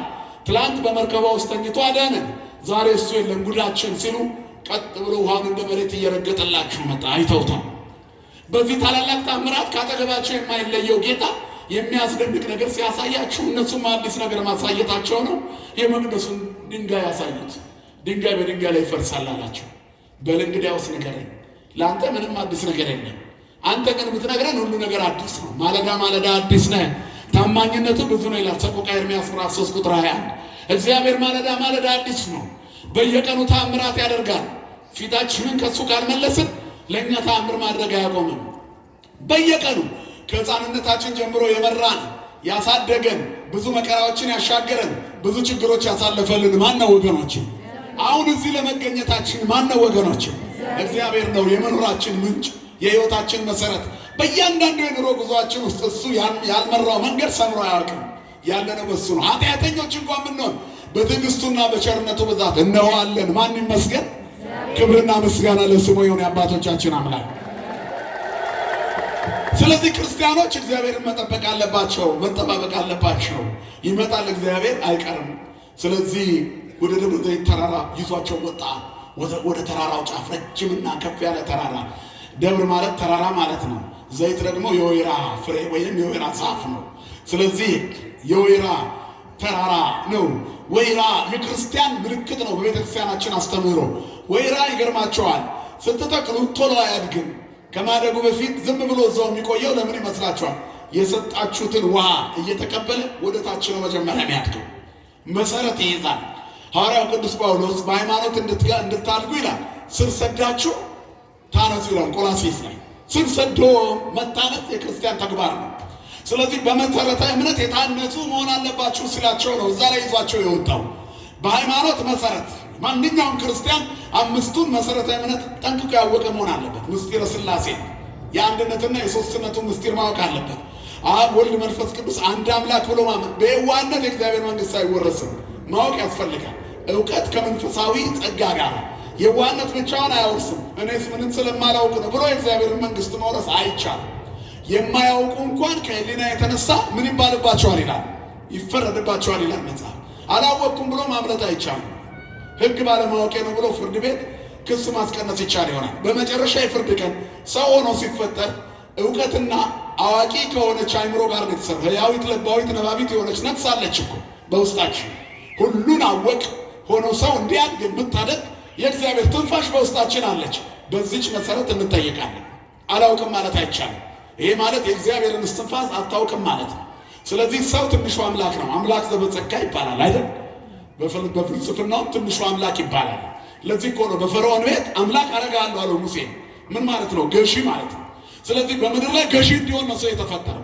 ገዢ የሆነ አእምሮ የተሰጠው ሰው አላወቅኩም ብሎ ወደ ገነት መግባት አይቻልም። በሰማይ ማጭበርበር የለም። ይመጣል። ሲመጣ እንክርዳዱን ለብቻ ይለያል። መድኃኔዓለም እንክርዳድ ከመሆን ይሰውረን። ስለዚህ አልችልም ማለት አይቻልም። ማወቅ ያስፈልጋል። የሰው ልጅ ሕያዊት ለባዊት ነባቢት የሆነች ነፍስ ከስጋ ጋር የማትሞትና የማትበሰብስ ነፍስ በስጋችን አለች። እኛ በዚህ ነው የምንኖረው። ሃይማኖታችንን ጠብቀን አይደል? ከዚህ አእምሮ የተነሳ የሃይማኖት ለዋጮችን ነነሰ ናስቆርር ኩሎ ግብሮም ለእለዋን ሃይማኖት አይደል? አመክንዮ ላይ ምንለው ወኩሎ ፍልጠቶም ወአሊ ወህድ እስመ ርኩሳን እምንቱ በኀቤነ። አውቀን አይደለም እኮ ተመራምረንም አይደለም። ውስጥ ያለች ሃይማኖትን የማወቅ እግዚአብሔርን የማወቅ የእግዚአብሔር ትንፋሽ የማንነት መለያ በውስጣችን አለች።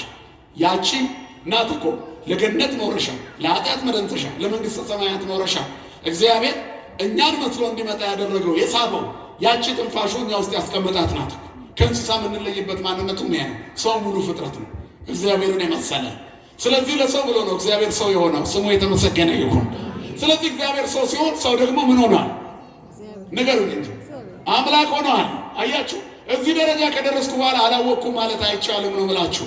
ስለዚህ ክርስቲያን ወይራ ነው መሰረት ይዞ ወደ ላይ የሚያድግ ማለት ነው። መጀመሪያ ስር ሰዶ የታነጸ ወይራ ከታች ሲያድግ ሃይማኖቱን በደንብ ወደ ማወቅ ይደርሳል። ክርስቲያን በመንፈሳዊ እውቀት የተሞላ በአንድነት በሶስትነት እውቀት የተሞላ አብ ወልድ መንፈስ ቅዱስ ስንት አምላክ እንዲህ ብሎ የሚያምን አብ ወልድ መንፈስ ቅዱስ አንድ አምላክ የሚል በአብ ወልድ በመንፈስ ቅዱስም የሚያምን አምኖ የተጠመቀ ልጅነት ያለው የሥላሴ ልጅነት የወረሰ ጸጋ መንፈስ ቅዱስ ሀብተ መንፈስ ቅዱስ ስመ ክርስትና ያለው ሀብተ ወልድና ስመ ክርስትና የተሰጠው።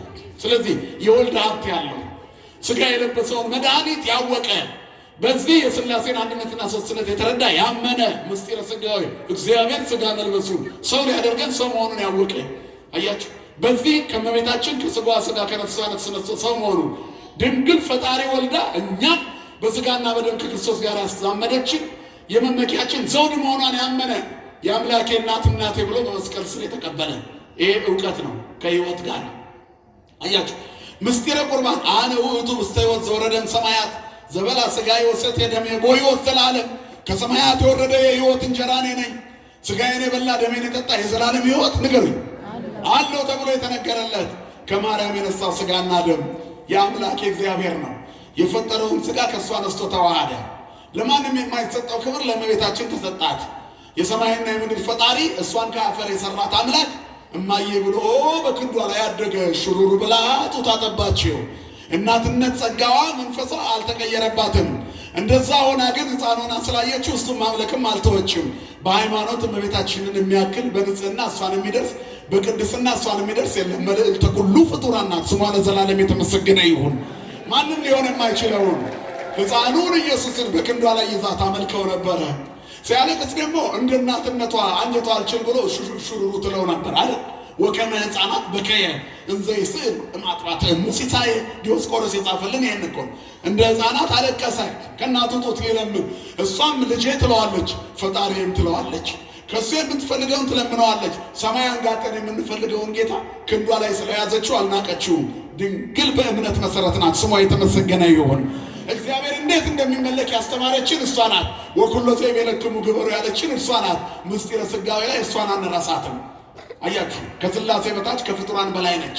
እግዚአብሔርን የወለደች ጡት ያጠባች ያሳደገች፣ በጀርባዋ ላይ የተሰደደች፣ በመስቀሉ ስር ያን ሁሉ መከራ የተቀበለች፣ በመጨረሻ የእኛ እናት የሆነች፣ ውሃውን ወደ ወይን የቀየረች፣ ውሃ የሚሸት ሕይወታችን እንዲለወጥ በአማላጅነቷ ሁሌ በእግዚአብሔር ፊት የምትቆም የቆመች ስሟ የተመሰገነ የሆነ አምላካችን እናት። ስለዚህ በምስጢረ ቁርባን ውስጥ ይሄንን ሳንጠቅስ አንወጣም። ከእመቤታችን የነሳው ነው። ምስጢረ ትንሣኤ ሙታን አለ፣ የሙታን መነሳት አለ። እግዚአብሔር ይመጣል። አያችሁ፣ አምስቱን አዕማደ ምስጢር ስናውቅ ጌታ ይመጣል። ደብረ ዘይት ለኛ አዲስ አይሆንም። ደቀ መዛሙርቱን ለምን ይዟቸው እንደወጣ በአምስቱ አዕማደ ምስጢር መሰረተ እምነት የመጨረሻው ላይ ማብራሪያ ነው። የሙታን ትንሣኤ አለ። ሁሉ ይነሳሉ፣ የወጉት ሁሉ ያዩታል። ሲመጣ በክብር ይመጣል ከአእላፋት ቅዱሳን መላእክቱ ጋር። ቅዱሳን በሙሉ ገነት ይወርሳሉ። ቅዱስ ቅዱስ ስሉስ ብለው የኖሩ ያመለኩት የታመኑበት በዚህ በኃጢአት ዓለም ላይ ሲበድሉ የተጸጸቱ ንስሐ የገቡት እነሱ ስንዴ ናቸው። መድኃኔዓለም ስንዴ ያድርገን ሁላችንን። ስለዚህ ወይራ ወደ ታች ሲያድግ በዚህ አይነት ጥበብ ያድጋል። ከዚያ ወደ ላይ ይሰፋል። የተማረውን ትምህርት በተግባር ያሳያል።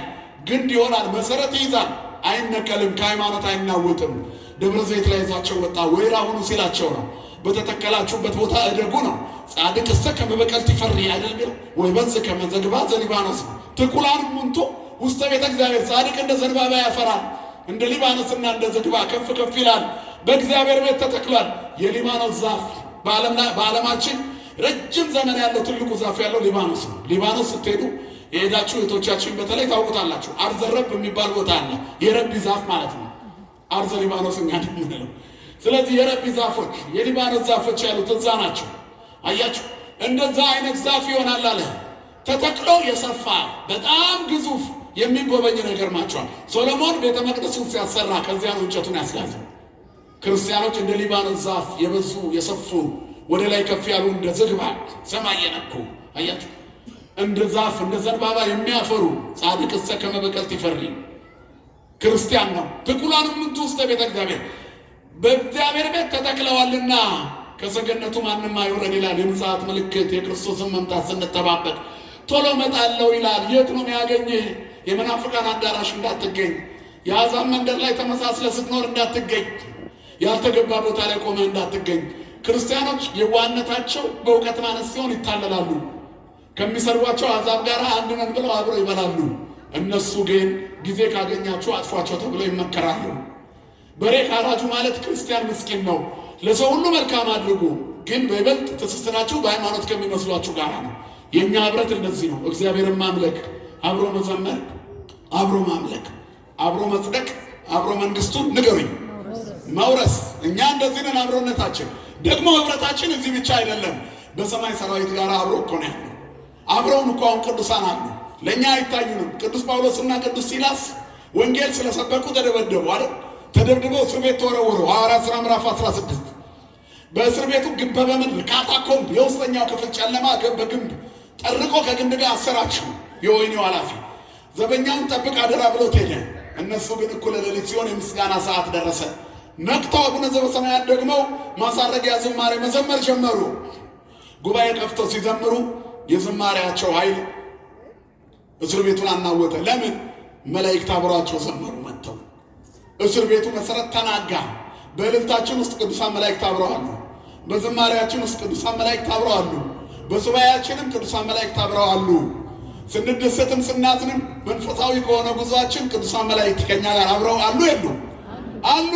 ከነዚህ ከታናናሾች አንዳቸውንም እንዳታሳዝኑ መላእክቶቻቸው በሰማያት የአባቴን ፊት ያያሉ ይላል ማቴዎስ 18። አያችሁ፣ መላእክቶች አሉ። እያንዳንዳችን አቃቤ መልአክ አለን፣ ጠባቂ መልአክ። ይሄ መልአክ እኮ ነው እባክህ ጌታ ወይ ይችን ዓመት ተዋት እያለ የሚለምንልን አይደል? መሬቱን ታጎሳቆላለች። ልንቀላት፣ ንቀላት፣ ቁረጣት፣ አትቁረጣት፣ ማዳበሪያና ፍግ እሰጣታለሁ እያለ የሚለምንልህ መልአክ ስላለን ያለው እንጂ የትኛው ቅድስና አምሽቶ ያነጋል? እንደኔና እንደናንተ ኃጢአት እንደመሸ በቀረ ነበር፣ ባልነጋ ነበር። ግን ቆመውልን የሚያድሩ መላእክት ስላሉ ይነጋል። ጸሎታቸው ያልተቋረጠ መናኞች ስላሉ ይነጋል። ግዑዛን አበው የሚጸልዩልን ቅዱሳት አንስት እናቶች ስላሉ ይነጋል። አይነጋም ወገኖች? ይነጋል። ታዲያ ከነሱ ጋር ኅብረት እንዲኖረን ክርስቲያኖች በመንፈሳዊ ትጋት ልዕልና ባለው የሃይማኖት እውቀት ከፍ እያልን እንድናድግ በሃይማኖት እውቀት ማደግ፣ ከዚያ በምግባር ወደ ላይ ከፍ ማለት። ወይራው ከፍ እያለ በሄደ ቁጥር አብረውት ያሉት መንፈሳዊ ስራዎቹ መስራት ይጀምራሉ። እነ ቅዱስ ጳውሎስ እንደዛ ስለሆኑ እኮ ነው እስር ቤቱ መሰረት የተናወጠው። ለምን? ሲዘምሩ መላእክት አብረዋቸው ስላሉ። ከእኛም ጋር መላእክት አሉ። ስናድግ የሚያሳድጉን የሚኮተኩቱን አሉ። ስለዚህ ከመበቀል ይፈር የተባለ ይሄ ነው። እውነተኛ ክርስቲያን ኃጢአት ስንሰራ ግን ያዝናሉ እነሱ። ስለዚህ መልካም ሰው መዝሙረኛ ዳዊት መዝሙር 1 ላይ ምንድን ነው የሚለው? ምስጉን ሰው ማን ነው? ዘኢሖረ በምክረ ረሲዓን፣ በክፉዎች ምክር ያልሄደ፣ ወዘኢቆመ ውስተ ፍኖተ ኃጥኣን፣ በኃጢአተኞች መንገድ ላይ ያልቆመ፣ ወዘኢቆመ ውስተ ፍኖተ ኃጥኣን፣ ወዘኢነበረ ውስተ መንበረ መስተጻልቃን፣ ዋዛ ፈዛዛ ከሚያበዙ ሰዎች ጋር ቸልተኝነት ከሚያበዙ። ወደ ጸሎት ፕሮግራም ስትመጡ አይ እባክህ ትንሽ እንጫወት ዛሬ ነገ ትሄዳለህ ብሎ መንገድ ላይ አስቀርቶ አያውቁም? የሻይ ቤት በረንዳ ላይ ቀልድ የሚችለው ጓደኛ ቀልዱን ትቼ ከሚሄድ ነገ እማራለሁ ብለህ ቃለ እግዚአብሔርን በቧልት ያስቀረሽበት ጊዜ የለም? ያስቀረህበት ጊዜ የለም? ይህ ጸጽተናል። የእግዚአብሔርን ሰዓት የቀማንበት ጊዜ። መድኃኔዓለም ጊዜውን እንዳንወስድ ልብ ይስጠን ለሁላችን። አየህ ዋዛ ፈዛዛ በሚናገሩ ወንበሮች ላይ ያልተቀመጠ ዘዳእሙ ሕገ እግዚአብሔር ስምረቱ፣ ለሱ ዘወትር ደስታው እድገቱ ልምላሜው ሕይወቱ የእግዚአብሔር ቃል ነው። ወዘሕጎ ያነብ መዓልተ ወሌሊተ፣ መዓልትና ሌሊት ሕጉን ያስባል። በእግዚአብሔር ሕግ መኖር፣ ቃሉን መስማት። እግዚአብሔር ይመጣል። ሲመጣ ከአትሮኖሱ ግርጌ ያልጠፉትን ነው የሚሰበስበው። አንድ አረጋዊ አባት መናኝ፣ ቆራቢ፣ ታማኝ፣ ጻድቅ፣ ጽድቃቸው የታየ መፈወስ ሁሉ የጀመሩ ግን አትሮኖሱ ግርጌ ቁጭ ብለው ሁሌ ወንጌል ይማራሉ። ለምንድን ነው ሁሌ እርሶ የሚማሩት? እርሶ እኮ በቅተዋል፣ ለእኛም ተርፈዋል። ዘግተው ዝም ብለው በአቶን አይጸልዩም ይሏቸዋል። አይ በዚህ ሰዓት እንኳን እኔ መላእክትም ወንጌል ለመስማት ይመጣሉ። ወንጌል ለጽድቅ ብቻ የሚሰማ አይደለም፣ የነፍስ የምስራች ነው፣ ለነፍስ ምግቧ ነው። ስለዚህ ቃል እግዚአብሔር ምግቧ ነው። ልመገመጣለሁ። አንድም የእግዚአብሔር መልአክ ድንገት ብጠራ የታገኘው ቢባል ከአትሮኖሱ ግርጌ ተማሪ ሆኜ ሄጄ በላይ ዘማሪ መሆን እፈልጋለሁ አለ። እግዚአብሔር ፍጻሜያችንን ያሳምርልን። አንዳንድ ሰዎች ለፕሮቶኮል ብለው ቃሉን ንቀው ተቀምጠዋል። እዚህ ከመኪናቸው መውረድ የሚያቅታቸው ሰዎች አሉ። ከህዝብ ጋር ተቀላቅሎ መቀመጥን እንደ ርኩሰት የሚቆጥሩ ሰዎች አሉ። ገንዘብ ስለቆጠሩ በጽድቅ ከፍ ያሉ የሚመስላቸው ሰዎች አሉ።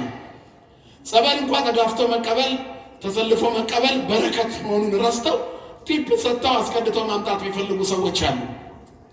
በገንዘባቸው የእግዚአብሔርን በረከት ለመግዛት የሚሮጡ ሰዎች አሉ። ከእንደዚህ አይነት ኪሳራ መድኃኔዓለም ይሰውረን። ስለዚህ እንደዚህ ላለማደግ፣ በቅድስና ለማደግ በተተከሉበት ቤት መጽናት ያስፈልጋል። አያችሁ፣ በተተከሉበት ቦታ እንደ ወይራ ተክሎ ነው ማለት። ከዚያ በኋላ ወይራ ከፍ ሲል ከላይ ቅጠል ያመጣል። ቅጠሉ ፍሬ ያወጣል። ፍሬው ዘይት ነው። ምግቡ ውስጥን ያለሰልሳል፣ ዘይቱ ደግሞ ፊት ያወዛል። አይደለም እንዴ? አያችሁ፣ እናንተ ወይራ ሁኑ ሲላቸው ነው። አንድም ወይራ በበዛበት ተራራ ላይ የተጋደሙ ወይራዎች ነበሩ። ትልልቆቹ ወድቀው መጨረሻ ላይ ግንዶቹ ተጋድመዋል። በዚያ ላያቸው ላይ ቁጭ ብለው ደቀ መዛሙርቱ ይማራሉ። እኔና እናንተ በነቢያትና በሐዋርያት መሰረት ላይ ታንጸናል። የተቀመጥንበት ጀርባ የቅዱሳን ጀርባ ነው። በምን አቅማችን እንቀመጣለን? እነሱ ናቸው ቅድስናቸው፣ ታሪካቸው ወንጌል ለመማር በሐዋርያት የትህትና ሕይወት ላይ ተቀምጠናል። አይደለም እንዴ? በእነሱ የቅድስና ሕይወት ላይ ተቀምጠናል። የታነጽነው እነሱ ላይ ነው። በነቢያትና በሐዋርያት መሰረት ላይ ታንጻቸዋል ይለናል ቅዱስ ጳውሎስ። ስለዚህ የታነጽንበት እንደግ ሲለን ነው። ሽማግሌዎቹ አባቶች መዓዛቸው ሽታቸው አለ። በወይራ የበዛበት ደብረ ዘይት ተራራ ላይ ብዙ ዛፎች አሉ፣ ፍሬ ያፈሩ አሉ፣ ገና ቡቃያዎች አሉ። አልፈው ደግሞ እዛው የተቀመጡ አሉ። ሞተንም ኖረንም የማንን ብያቸዋለሁ? የእግዚአብሔር ነን። አያችሁ፣ ከዚያ ፍሬ ያፈሩ አሉ። ፍሬ ያፈሩት ሌሎቹ ቡቃያዎችን ፍሬ እንዲያፈሩ ይሰጧቸዋል። በዚህ አይነት ሁኔታ ያድጋሉ። ስለዚህ ቡቃያዎቹ ሕፃናት ናቸው። ማዕከላውያኑ በቅጠል ያለነው እኔና እናንተ ነን። ፍሬ ያፈሩት እናት አባቶቻችን ናቸው። ትህትናቸው፣ የሽበት ዘውዳቸው፣ የእድሜ ካባቸው፣ የኖሩበት ዘመን ቅድስናቸው ለእኛ በረከት ሆኖ ይኖርልን። የወላጆቻችንን ምርቃት የምንፈልገው ለዚህ ነው። ስለዚህ ለሁሉ ምልዕት የሆነች ኦርቶዶክሳዊ ተዋሕዶ ቤተክርስቲያን ናት። ለሁሉ የምትመች አማናዊት ሃይማኖት ውስጥ ነው ያላችሁት። በዚህ ጸንተን ክርስቶስን እንጠብቀው። በእግዚአብሔር ቤት ጸንታችሁ ኑሩ ሲባል ፈጥኜ ወደ አንተ እንድመጣ ተስፋ አድርጌ ይህንን እጽፍልሃለሁ። ብዘገይ ግን በእግዚአብሔር ቤት መኖር እንዴት እንደሚገባ እነግርሃለሁ። ቤቱ የእውነት አምድና መሰረት የሕያው እግዚአብሔር ቤተ መቅደስ ነው ይላል አንደኛ ጢሞቴዎስ ምዕራፍ 3 ቁጥር 4 ላይ ፈጥኜ ወደ አንተ እንድመጣ ተስፋ አድርጌ እጽፍልሃለሁ። ብዘገይ ግን በእግዚአብሔር ቤት መኖር እንዴት እንደሚገባ እነግርሃለሁ ይልና ቤቱ የእውነት አምድና መሰረት የሕያው እግዚአብሔር ቤተ መቅደስ ነው። ሐዋርያው ቅዱስ ጳውሎስ ለልጁ ለጢሞቴዎስ የጻፈለት መልእክት ነው። ስለዚህ ክርስቲያኖች በእግዚአብሔር ቤት ጸንተን እግዚአብሔርን እንጠብቀው። በሃይማኖት ጸንተን ቃል እግዚአብሔር ሰምተን ንስሐ ገብተን ሥጋው ደግሞ ተቀብለን በቃሉ ዋነት እያደግን ነው። እንግዲህ በጊዜው ከፍ እንዲያደርጋችሁ ትጋትን ጨምራችሁ ክፋትን፣ ተንኮልን፣ ኃጢአትን፣ ርኩሰትን ትታችሁ በጎነትን ጨምራችሁ በሱ ለመዳን በእርሱ እንድታድጉ ተንኮል የሌለበትን የቃሉን ወተት ተመኙ ይለናል ሐዋርያው ቅዱስ ጴጥሮስ። የቃሉን ወተት ተመኙ። ቃሉ ያሳድጋል፣ ቃሉ ከፍ ያደርጋል፣ ቃሉ ሕይወት ይሰጣል፣ ቃሉ ልምላሜ ነው። ስለዚህ በእግዚአብሔር ቤት ውስጥ ቃሉን እየሰማን እግዚአብሔርን አግኝተን አሞጽ 4:12 ላይ ከአምላክህ እግዚአብሔር ጋር ለመገናኘት ተዘጋጅላል። ማን ነው እግዚአብሔርን ለማግኘት የተዘጋጀ? የማቴዎስ ወንጌል ምዕራፍ 25 ላይ ሙሽራው ኢየሱስ ይመጣል። ሙሽራው ሲመጣ መብራታቸውን ይዘው እንዲጠብቁ የተዘጋጁ 10ቱ ቆነጃጅት የኔና የእናንተ ምሳሌ ናቸው። 5ቱ ዘይታቸውን በጊዜ ሞልተው ጠብቀዋል። 5ቱ ግን በስንፍና ቆይተው ሙሽራው መጣ የሚል ግርግር ሲሰማ ዘይት ሊገዙ እየሮጡ ሄዱ። ሲሄዱ ሱቆቹ ዝግ ናቸው። ከዚያ ሲፈልጉ ውለው እንደምንም አንድ ሱቅ ማብራት አገኙ። ይዘው ሲመጡ በሩ ዝግ ነው። እኛ ነን እኮ ማብራት ይዘን ነው አሉት። አላውቃችሁም አላቸው ይላል። አርፍዶ ቅድስና የለም። አያችሁ። ስለዚህ በጊዜው ጽኑ። እግዚአብሔር በሚገኝበት ጊዜ ፈልጉት፣ ቀርቦም ሳለ ጥሩት ይላል ኢሳይያስ 55 ቁጥር 6። ክፉ ሰው ክፋቱን አሁን ይተው፣ በደለኛም ሐሳቡን ይተው። ይቅርታው ብዙ ነውና ወደ እግዚአብሔር ይመለስ፣ ይቅር ይለዋል ይምረዋልና። ሞታችንን የማይፈቅድ ለሕይወታችን ብቻ የሚወድ ድህነታችንን የሚፈልግ እግዚአብሔር ለሞታችን የሞተልን አምላክ እንድንሞት አይፈልግም። ነፃ አውጥቶናል። በባርነት ላለመያዝ ስነ ምግባር ዘይትን ሞልተን ሃይማኖት ሕይወትን መንፈሳዊ ጸጋን ይዘን አብርተን እንድንኖር አምላካችን እግዚአብሔር ይርዳል። ስለዚህ አላውቃችሁም ላለመባል በእግዚአብሔር ቤት መኖር ያስፈልጋል። ለጢሞቴዎስ ያለው ይሄንን ነው። ብዘገይ ግን በእግዚአብሔር ቤት መኖር እንዴት እንደሚገባ እነግርሃለሁ። ቤቱ የእውነት አምድና መሰረት የሕያው እግዚአብሔር ቤተ መቅደስ ነው። አያችሁ፣ የእውነት አምድና መሰረት ይህ ይሰነንን በርዘየ የሉቃስ ወንጌል ምዕራፍ 9 ቁጥር 33 ጌታ ደብረ ታቦር ተራራ ላይ ይዟቸው ወጥቶ በዚያ ብርሃን መለኮቱን ሲገልጥ 5 ናቸው የተገኙት። መድኃኔዓለም ታቦቱ ነው። ኦሪታውያኑ 2ቱ ነቢያት ካህናት ናቸው። 3ቱ ወጣቶቹ ዲያቆናት ናቸው። ተራራዋ ቤተ መቅደስ ነች። የታቦር ተራራ የእግዚአብሔር ብርሃን የሚገለጥባት፣ ልጅነት የሚታደልባት፣ ሥጋው ደግሞ የሚፈተትባት፣ ስመ ቅዱሳን በክብር የሚጠራባት፣ የአምላክ ሥጋ ተቆርሶ ለልጆቹ የሚሰጥባት፣ ሀብተ ወልድና ስመ ክርስትና ልጅነት የሚታደልባት አማናዊቷ ቤተ መቅደስ ዘትትመሰል በጽርሐ አርያም ዘላይሎ የተባለች በአርያም ባለው መቅደስ የምትመሰል አማናዊቷ መቅደስ ተዋሕዶች ናት። ክብርና ምስጋና ለአምላካችን ለእግዚአብሔር ይሁን። እዚህ ቤት ውስጥ ስንሆን በሰማይ ነው ያለነው። እዚህ ቤት ስንሆን በጸጋ ነው ያለነው። እዚህ ቤት ስንሆን በበረከት ነው ያለነው። እዚህ ቤት ስንሆን በኃይል ነው ያለነው። ኃይላችን ማን ነው? ግርማችን ማን ነው? ጸጋችን ማን ነው? ረድኤታችን ማን ነው? ክብርና ምስጋና ለስሙ የሆነ አባቶቻችን አምላክ እግዚአብሔር። ስለዚህ የተወደዳችሁ የእግዚአብሔር ቤተሰቦች በእግዚአብሔር ቤት መኖር ይገባል። በዚህ መኖር ለእኛ መልካም ነው አለ። ወንግበር ሰለስተ ማኅደር 3 ዳስ እንስራ አለ። አንድ ለአንተ፣ አንድ ለሙሴ፣ አንድ ለኤልያስ። አሐደ ለከ ወአሐደ ለሙሴ ወአሐደ ለኤልያስ ንንበር ዘየ በዚህ እንኑር አለ። እውነት ነው። የተክለ ሃይማኖት ቤተ ክርስቲያን ብንሰራ ክርስቶስን አምልከን ነው። የሚካኤል ቤተ ክርስቲያን ብንሰራ የሚፈተተው የማን ሥጋና ደም ነው? የክርስቶስ ሥጋና ደም ነው። አያችሁ፣ በእነሱ ስም መታሰቢያ በቤቴና በቅጥሬ ላሉት መታሰቢያ ይደረጋል ይላል። የማይጠፋ ስም። ነገር ግን የመቅደሱ ባለቤት ማን ነው? ቤተ ክርስቲያን በሙሉ ቤተ ማን ነው የምትባለው? ቤተ እግዚአብሔር ትባላለች። የቅዱስ ሚካኤል ቤት ቤተ ማን ነው የሚባለው? ቤተ እግዚአብሔር ይባላል። በሚካኤል የተሰየመው የማን ቤት ነው? ሚካኤል የማን አገልጋይ ስለሆነ? የእግዚአብሔር አገልጋይ። አያችሁ፣ ልጅ በአባቱ ስም ይጠራል። አገልጋይ ደግሞ በጌታው ስም ይጠራል። እኛም በአምላካችን ስም እንጠራለን እኮ ክርስቶሳውያን ተብለን የለ የክርስቶስ የሆኑት ማለት እኮ ነው። አያችሁ። ስለዚህ በእኔ የሚያምን ከእኔ የሚበልጠውን ይሰራል ብሎ ያን ጸጋ ሰጥቶን የለ ታምራት ማድረግ የምንችልበትን ጸጋ የሰጠን አባት መድኃኒት ያለን ሕዝቦች ነን። ስለዚህ በእግዚአብሔር ቤት መኖር ይገባናል። በዚህ ይሻለናል አለ ጴጥሮስ። እውነት ነው። በቤቱ ስንኖር አንዘፍንም፣ እንዘምራለን። በቤቱ ስንኖር አንራገምም፣ እንመርቃለን። በቤቱ ስንኖር አንዋሽም፣ እውነት እንናገራለን። በቤቱ ስንኖር አንቀማም፣ እንሰጣለን። በቤቱ ስንኖር ቀማኛዎቹ መስዋዕቶች፣ ደንቆሮቹ ሰማያን፣ እውሮቹ ተመልካቾች እንሆናለን። ቤቱ የበረከት ቤት የፈውስ ቤት ነው። በዓለም ስንኖር ዘረኝነት እንሸታለን፣ ዝሙት እንሸታለን፣ ተንኮል እንሸታለን። በእግዚአብሔር ቤት ስንኖር መዓዛችን የእግዚአብሔር መንፈስ ያለበት ይሆናል። ዕጣን እንሸታለን። ክብርና ምስጋና ለስሙ የሆነ አባቶቻችን አምላክ። ስለዚህ ጌታችን ተናግሯል፣ እነሆ እኔ በቶሎ እመጣለሁ፣ ለእያንዳንዱ እንደ ሥራው ከፍለው ዘንድ ዋጋዬ ከእኔ ጋር አለ። ሲመጣ በግራ እንዳያቀኘን ጸንተን እንጠብቀው። በደብረ ዘይት ተራራ ላይ በእምነታችን ጸንተን ዘይት እያፈለቅን ለሌሎች ተርፈን ያለንን ተካፍለን የተጣላን ታርቀን የቀማን መልሰን የበደልን ክሰን በእግዚአብሔር ፊት ቆመን በሥጋው ደሙ አጊጠን አምላካችንን ለመቀበል እንድንበቃ እርሱ ባለቤቱ ይርዳን። በሰላም በሕይወት በፍቅር በስምምነት ይጠብቀን። አገራችን ሰማይን እናታችን ድንግል ማርያምን የምንናፍቅ እኛ ኦርቶዶክሳውያን ክርስቲያኖች እዚህ እንደተሰበሰብን በኢየሩሳሌም ሰማያዊ ተሰብስበን ለመዘመር እንድንበቃ የአብ ጸጋ የወልድ ፍቅር የመንፈስ ቅዱስ ኅብረት የድንግል ማርያም ጸሎትና መልጃ የቅዱሳን መላእክት ጥበቃ የመልአኩ የቅዱስ ሚካኤል አማላጅነት አይለየን። የቅዱስ ሩፋኤል በረከት ይጠብቀን። ወስብሐት ለእግዚአብሔር።